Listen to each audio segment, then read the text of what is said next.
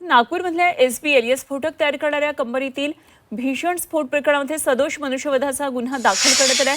पोलिसांनी SPL energy कंपनीचे संचालक, project manager, plant manager, supervisor, safety ऑफिसरसह 21 वरिष्ठ अधिकाऱ्यांविरोधात सदोष मनुष्यवधाचा गुन्हा दाखल केलाय।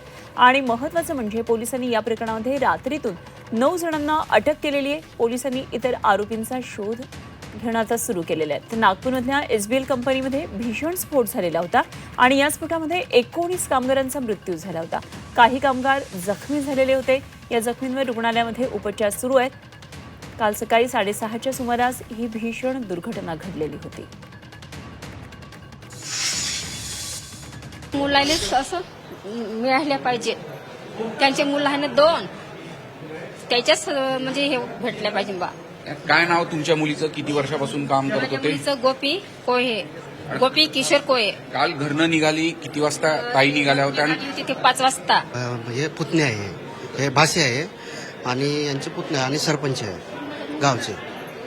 हा आणि हा मुलगा आहे। आम्ही सगळे त्यांच्या आप्तिष्ट आणि त्यांच्या आमच्या ग्रामीणमध्ये आम्ही गटग्रामपंचायतच्या माजी पदाधिकारी। एवढी मोठी दुर्दैवी घटना याला जबाबदारांवर कठोर कारवाई करावी अशी मागणी आहे। कारवाई तर व्हायला हवीच, सोबतच यांच्या पुढे भविष्यासाठी ज्या ज्या उपाययोजना पाहिजे, एज्युकेशन मजबूत व्हावं, त्यांच्यावर जो आता आघात झाला त्यावरती कठोर कारवाई होऊन यांच्याकडे विशेष लक्ष द्यावं। जे आहे ओरिजिनल मालक ते आतमध्ये गेले पाहिजे आणि त्यासोबत फायर सेफ्टीवाले असो किंवा कामगार आयुक्त असो, यांनी ज्यांनी कारवाई केली नाही आणि जे याच्यामध्ये दोषी आहेत त्यांच्यावर सुद्धा कारवाई आणि झाली पाहिजे। डिशचे अधिकारी पण नक्कीच गेले पाहिजे, त्यांना जेलमध्ये पाठवा अशी आमची मागणी आहे। तर त्यांच्यावर जो दबाव टाकून काम करणार होते ते यांच्या ज्या रोजगार आहे त्यांच्यावर टार्गेट देऊन सगळे काम करत होते। असं जेवायला नाही भेटते का, पटकनच जावं लागे असं सांगत होती ना ते। म्हणजे टार्गेट बेस टार्गेटच तसं होतं ना त्याचं वालं, म्हणजे